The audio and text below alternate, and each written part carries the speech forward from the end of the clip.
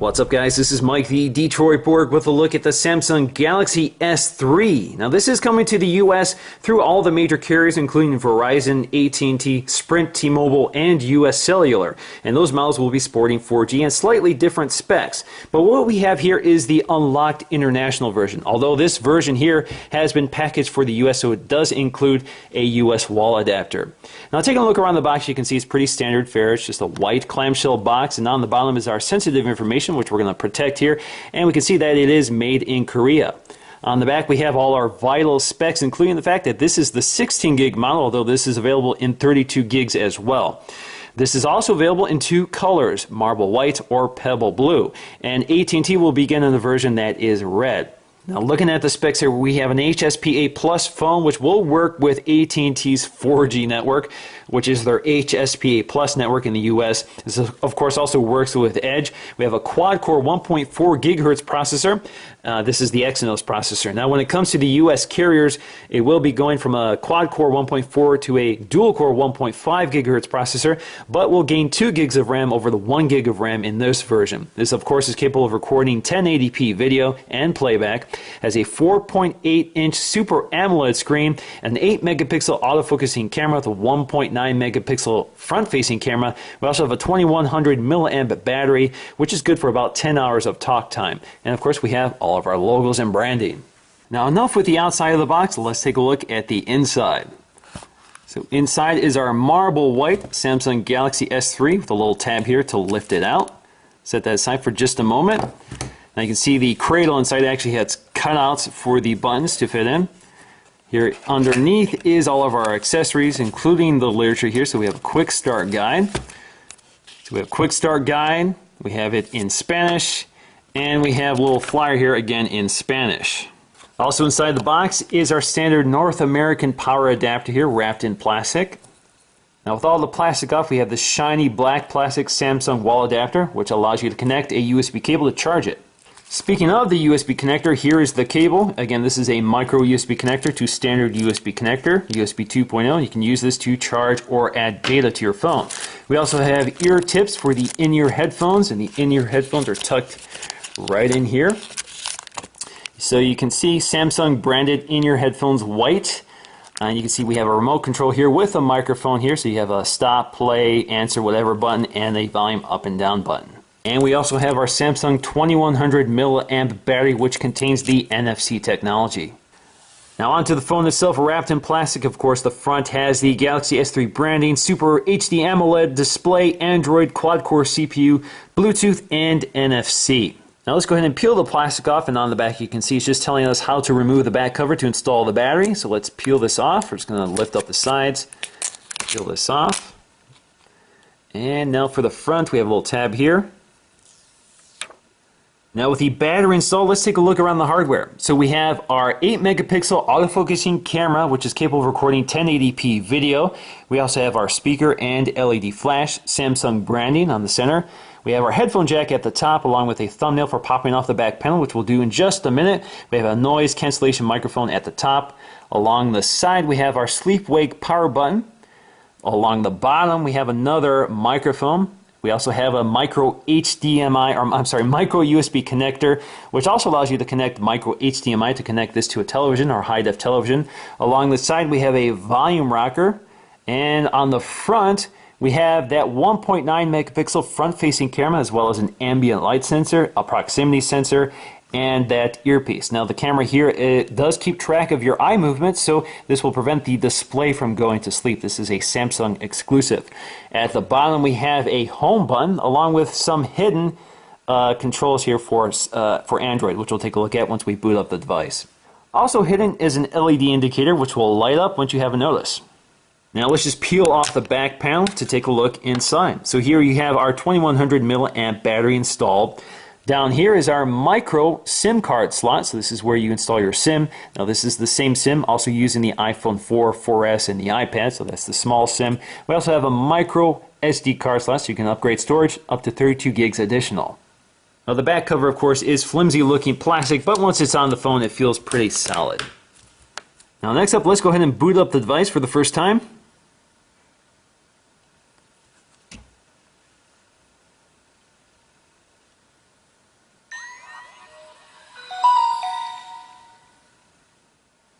So now we just need to set it up. So we're going to use English, the United States. We do not have a SIM card installed. We're going to skip that. And we're going to connect to my Wi-Fi network. Now you can sign into your Samsung account to access your apps and other account information, but we're going to skip that. Now we can also sign into our Google account and transfer all of our information from our existing Android phones, but we're going to skip that for now and just show you the stock interface. And we're going to allow location services, so sure. And we're going to skip this as well. Now the Galaxy S3 also comes free with 50 gigs of Dropbox storage for 2 years. So you can create that account or you can log into your existing account. So I'm going to say no thanks for now. And we're going to go to finish. So with everything booted up, we can take a look around. So the first thing that jumps out obviously is that Super AMOLED display. Very vivid. This is very large, 4.8 inches with a resolution of 720 by 1280. So this is a full HD screen. So that gives us a pixel density of 302 ppi. Not as high as Apple's Retina display, which is 326 on the iPhone 4S. But it is basically a Retina display because it is larger. So you're going to hold this at a farther distance from your face. Now let's take a look around TouchWiz UX, which is Samsung's nature-themed TouchWiz upgrade for Android 4.0. And so you can see here, if you touch the screen, you get some sound effects that resemble nature. So you get some water tapping effects. Sounds pretty cool. So if you want to unlock this phone, all you have to do is swipe. Takes you right to the home screen. But also on that lock screen, you have a few other options. So here you have 4 major features or major apps, including Phone, Chat On, which is Samsung's equivalent to iMessaging, which is basically a chat app that works between Samsung devices or other chat-on devices. You also have a web browser and you have your camera. So you can swipe up on any of these to launch those apps. So it'll take us right to the camera app. Let's go back to that lock screen and we can bring up the web browser.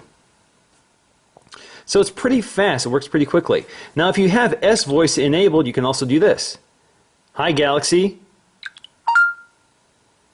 So I don't have to touch any buttons. Now we'll take a look at S-Voice in just a few minutes.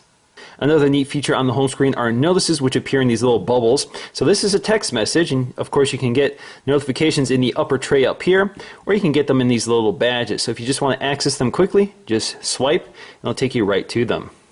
Now taking a look at the physical buttons here, we have 2 capacitive buttons which are hidden until lit. So you can see we have our settings button on the left and our back button on the right, and the physical home button in the center. Now the physical home button has 2 functions here. Home, of course, will take you to the home screen, and tapping and holding it will give you the recent apps. So this allows you to launch apps or swipe them to close them. And of course it will take you to your task manager as well. Now taking a look around TouchWiz UX, they've given us 7 home screens with some preloaded widgets and apps. So here you can take a look at all of them just by pinching on them. Let's see, there we go. So you can see all the home screens and you can jump to any one of them. Or you can tap the home button to take you to the middle one. You can also edit these just by dragging and dropping them to the trash can. So if you want less home screens, that's also your option. Now in the lower dock, they've given us the standard apps, including phone, contacts, messaging, internet, and apps. Now taking a look at the apps, they've given us about 2 pages of apps and some widgets which you can tab through here. You can also pinch to zoom out to see them all and tap to get to the page you want. So that's good if you load lots and lots of apps. Same with widgets, just pinch out to zoom. You can see we have quite a few of them. So for the apps, they include AllShare Play, Calculator, Camera, Chat On, Clock, Contacts, Downloads, Dropbox. Again, you get 50 gigs of free storage on Dropbox for 2 years. Email, Flipboard, which is debuting with the Samsung Galaxy S3, FM radio, Gallery app, Gaming Hub, which is a Samsung app, Gmail, Google+, Internet, which is the standard Android browser, Latitude, Maps, Messaging, Google Messenger. Oops, let's go back. More services, which are Samsung apps, music player, My Files. So if you load your SD card slot, that's how you navigate to the files on that SD card slot. Navigation, which is standard with Android devices. Phone, Places, Play Store. S-Memo, which is the app that allows you to do things like draw on them with a stylus. So for example, you can draw on it, or you can even record audio. So we have a little audio icon. Hey guys, this phone works pretty cool. Hey guys, this phone works pretty cool. And of course you can also use text. You also get S Planner, which is Samsung's calendar app, S Voice, which is the Siri-like voice control assistant, Samsung Apps, Google Search or the Google Apps button, Settings, Talk, which is Google Talk, Video Player, Voice Recorder, and YouTube. Now taking a look at the FM radio app, indeed there is an FM tuner in the Samsung Galaxy S3, so all you have to do is connect a pair of headphones, any pair of headphones, and that will act as the antenna. So here you can just tap on to turn on the FM tuner, and you can sort of dial around. So if you want to pick a station, let's see, 96.3, all you have to do is tap and hold the plus button, and you got a preset. You can also just tap left and right to jump to the next strongest signal. You can even record audio from the FM tuner with this record button, and you have your control here to stop, play, or pause. So let's stop it and play. Now taking a look around the 7 standard home screens, the first and last 2 are empty. The second one has an app for our network info. In this case, it's telling me I'm connected to AT&T. The third one has the Flip Forward widget, and we have some other apps here, including All Share Play. Dropbox, again, you get 50 gigs of storage with the purchase of a Samsung Galaxy S3 for 2 years. Gallery app, our settings. Chat On, which is that iMessage-like app. Camera, Samsung Apps, Play Store. So on the 5th screen, we have our media widgets, including video and music. Now our video widget has some interesting features here. So if we play, this is a video I recorded on the Galaxy S3 itself. So again, this is 1080p, 30 frames per second, looks excellent, but there's some other features here that are pretty cool. So one of them is this AirPlay-like icon up here, which allows you to use DLNA technology to stream video and audio to DLNA equipment. So right now it sees my AV receiver, my Pioneer AV receiver, and I can tap on that and it will stream right to my device. Also, you can pop out the video and allow yourself to continue watching it while you do other things. So for example, I can also move this around. I can go ahead and browse the web. I can go to my home screen and that sort of thing. So that works pretty cool. This also works with audio. Just tap the icon, reads my VSX1021K player, and I can refresh it to see if there are any other devices, or I can tap it to stream. It works pretty flawlessly and pretty quickly. Now if you want to add any of these apps to the home screen, all you have to do is tap and hold and drag them. And one of the cool things is the ability to use gesturing to motion around. So you can drag this around to other home screens just by rotating the phone left and right. Now in the upper part of the screen we have our notification badges on the left, so you can see I have some Gmail messages. On the right we have our clock, battery indicator, and network indicator. So if you swipe down you get your notices, and you can clear them by tapping clear, and you can tap them to jump right to them. So if I had several of them I can scroll through them all. We have our toggles for turning certain functions on and off, so Wi-Fi, GPS, mute, screen rotation, power saving mode, notifications, mobile data, Bluetooth driving mode, and sync, which is Google Sync. So under settings there are quite a few things interesting to take a look at, and if we go to more settings we can take a look at some of the NFC technology built in. So NFC allows you to exchange information between devices, so this is great for mobile payments and that sort of thing. So you have NFC, which I've turned on, which will allow you to use Android Beam, which allows you to transmit app content to other devices via NFC, which is that technology built into the battery. So all you have to do is hold phones close together and it will be able to transmit data. S-Beam allows you to transmit data between Samsung NFC devices, so you can, for example, share video and music or photo files. Wi-Fi Direct is also technology that's not NFC but allows you to use Wi-Fi to directly connect to a device without a wireless access point. Now we also have an LED indicator here which you can control, so you can either allow it to show you the charging status, show you the low battery, or tell you when you have a missed event. So again, that's that little LED indicator in the upper left corner. Motion is also a neat set of features here. So you have motion activations and you have hand motions. So motion activations include things like turning the phone over to mute a phone call. You can also do things like picking up the phone, and if you have notifications waiting, it will vibrate for you to let you know. Tilt to zoom, again I've demonstrated before, if you hold 2 points on the screen and tilt, it will zoom in for you. Pan to move an icon, so again if you hold an icon and move it left and right, it will reposition for you. and pan to browse images. So if you're looking at an image, you pinch into zoom, hold the center of the image, and tilt left, right, up, and down. It will pan for you. Again, it's using the accelerometer. Shake to update. So if you shake the device, it will update your notices. Turn over to mute and pause. Now, a really neat feature here is the ability to do a screen capture just by swiping your hand across the screen. So let's do that. There you go.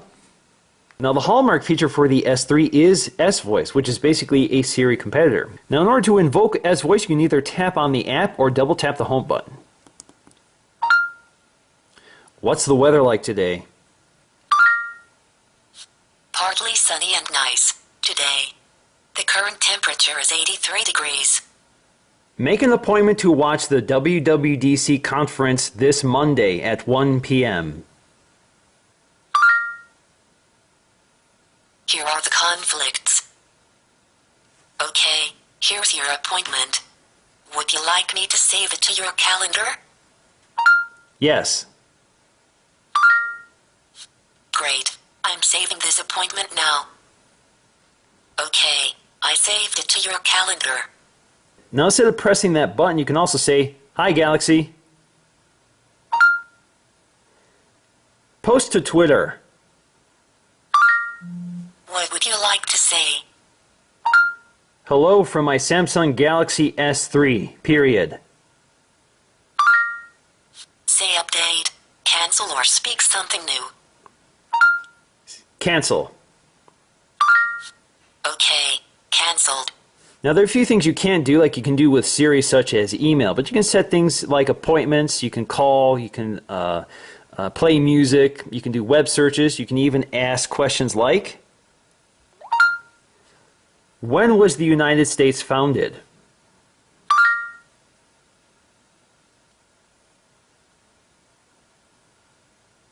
Thursday, July 4th, 1776. So it has a search engine that will actually give you results instead of just a search hit.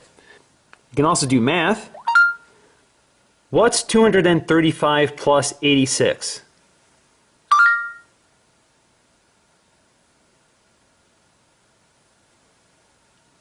$321.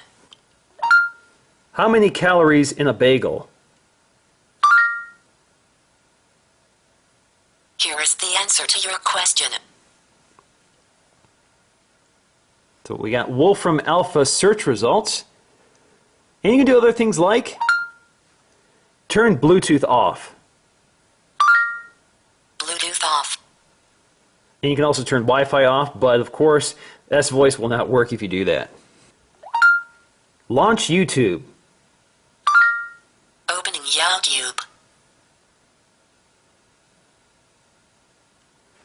So you can launch apps, although I can't seem to pronounce them properly. Now Samsung has also included a lot of neat features with the keyboard. So if you tap the gear icon, it will take you to a few of them that you can toggle on and off. One of them is continuous input, which is basically like swipe. Keyboard swipe, which allows you to swipe between letters and numbers and symbols on the keyboard. You also have handwriting recognition, voice input, so you can use voice in order to speak your text, auto capitalization, auto punctuation, character preview, and much more. So let's go ahead and test a few of these out. So for example, if we try swipe, so we got Apple, let's do Android. Works pretty good. Now we can also swipe between keyboards here, so that's a quick way of getting to numbers and symbols.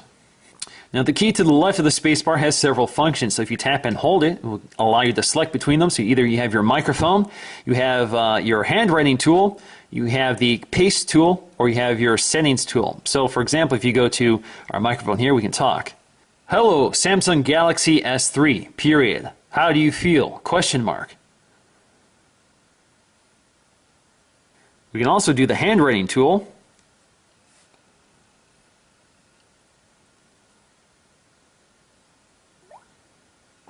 Now you can also go to your clipboard, so anything you've pasted to your clipboard, just tap on it, and it goes to your body of your text. Now taking a look at our very full-featured camera app, again we have an 8-megapixel autofocusing camera with a Sony sensor that's just like the iPhone 4S sensor, although there are different optics and different software on the iPhone. So on the left corner, or on the left side, we have our controls. And on the right side, we have our standard function. So we have our camera, release shutter. We can also swipe between camera mode and video mode, and you can jump to the gallery. In the left corner here, we have the option to switch between the front-facing and back-facing camera. We have our flash auto on and off. We have our shooting mode, single shot, burst shot, HDR, which is very cool, smile shot, beauty, panorama, cartoon, share shot, and buddy photo share, which is kind of cool because it uses face detection to determine who is in the shot and shares that photo with them. Now we also have autofocus, macro, or face detection, and if we go to the gear icon, we have additional settings, including editing, self-portraits, flash, shooting mode, scene mode, exposure value. So if you tap the exposure value, you can cycle between that using a slider. Timer, effects. So we have quite a few effects here. Resolution. So again, we have 8 megapixels, but you can lower that if you want. White balance. We have our white balance control here. ISO. So you can cycle between a few ISOs, auto all the way up to 800. Metering. So we have center weighted, spot, or matrix. Outdoor visibility. Anti-shake and auto contrast. You can also turn guidelines on and off. You can change the image quality to superfine, fine, or normal. You can turn GPS tags on and off, and we can reset everything if we want to get back to the default configuration. Now you can also change what's in this left corner. So if you want additional options, all you have to do is tap and hold it, and it gives you the rest of them. So for example, if I want, let's say, exposure value, I want that always visible here. Just tap and drag that to that box, and it'll bump the other one out, and that's your standard layout now. Now looking at video, we have several options here as well, including the option to film with either the front-facing or back-facing camera. If you tap this, it'll give you some other options, so you can do normal or limit for MMS, so that limits the quality for messaging. And we have our flash on or off. And we have our gear icon here for additional settings. So you can do self-recording, flash, recording mode. So if you tap recording mode, normal, limit for MMS, same thing, that's in the left corner. Exposure value, so here you can control your exposure. We also have a timer, effects, so we can do negative, black and white, sepia, resolution. We can lower it from 1080p to as low as 320 by 240, white balance, outdoor visibility, anti-shake, which basically zooms in. So if you tap it on, you can see it zooms in and basically will crop out part of the image in order to stabilize it. Video quality, super fine, fine or normal. And you can reset it back to normal if you want to go back to the default settings. Now in terms of photo quality, this is definitely one of the best cameras I've used on the phone. This is right up there with the iPhone 4S. So you get excellent color reproduction, a lot of detail. You can really zoom in on the photos and see just about everything. So you can get pretty good results in either low light or excellent lighting condition. Video performance is also superb. So it's right up there again with the iPhone 4S, both an 8 megapixel camera. Looks pretty good. Again, 1080p, 30 frames per second. So color is very sharp. The balance, the contrast looks very good. Color reproduction is very good, so you can see a lot of detail. Definitely right up there with some of the best smartphone cameras. Now comparing form factors, you can see that the iPhone 4S here is quite a bit smaller than the Galaxy S3. Obviously we have a 4.8-inch screen versus a 3.5-inch screen. We have a Retina display with a 326 ppi versus the 302 ppi on the Galaxy S3. So both are excellent screens. This is LCD, this is OLED. So very different technologies there. So this has excellent contrast ratio, but it does have pretty exaggerated colors, and it doesn't quite have the it doesn't quite have the bright white color of an LCD screen like the iPhone 4S or the HTC One X. But definitely a superb looking screen. I definitely really like it. Now in terms of performance, this is definitely a smooth phone. There is nothing that phases this. So we can go to a web page, zoom in quickly, scroll through a page really quickly.